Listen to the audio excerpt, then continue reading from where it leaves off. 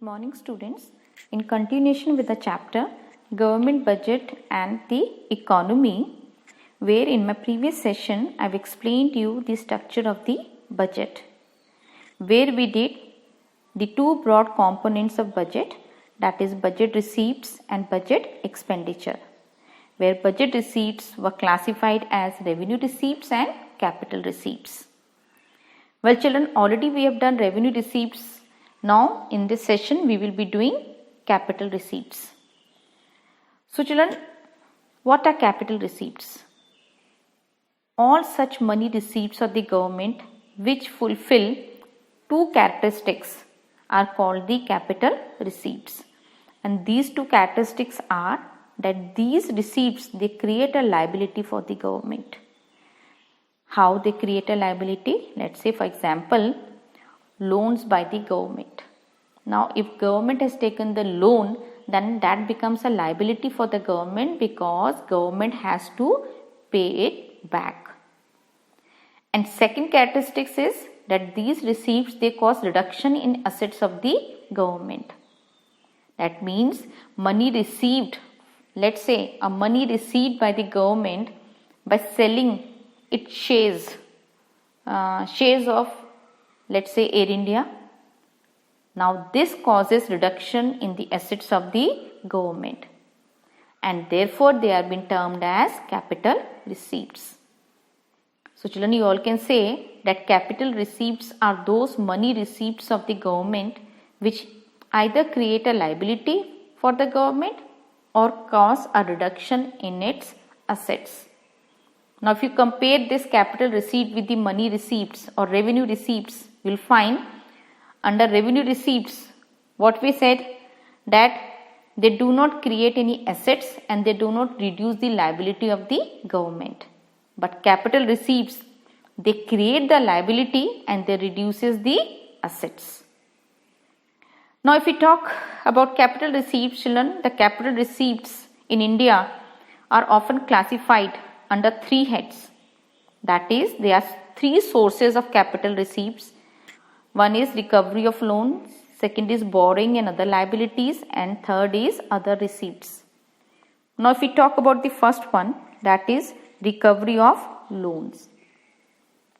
Now children, the central government, what they do, they offer loans to the state government to cope with the financial crisis. Means central government, they grant loan to the state government so that they can cope with their financial problems.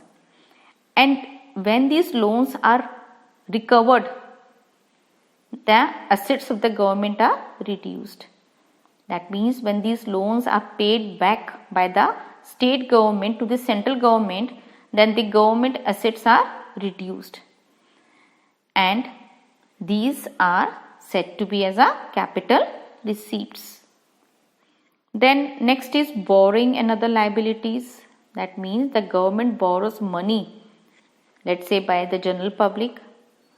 The general public can be called as a market borrowing, or government might be borrowing from the Reserve Bank of India, or government might be borrowing from the rest of the world.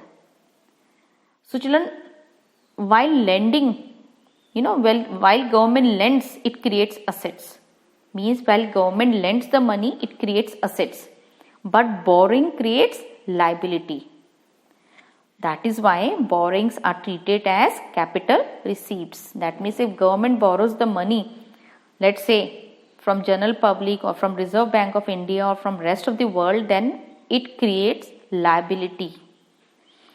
Then the next one is other receipts. This other receipts includes the disinvestment. Children, you all are familiar with the investment, but do you know what disinvestment means?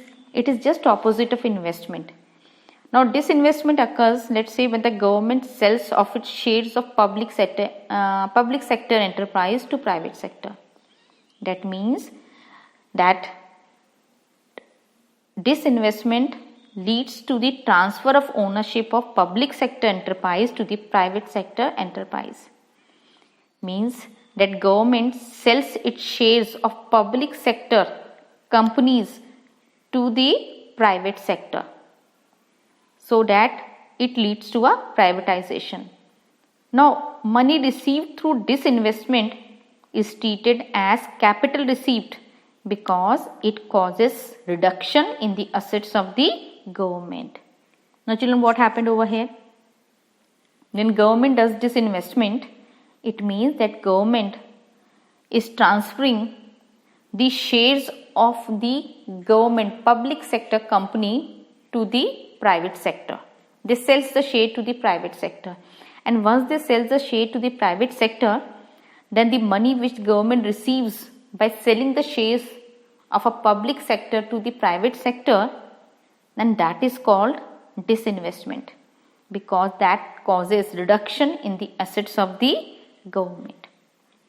So children, these are the certain sources of capital receipts of the government. Thank you.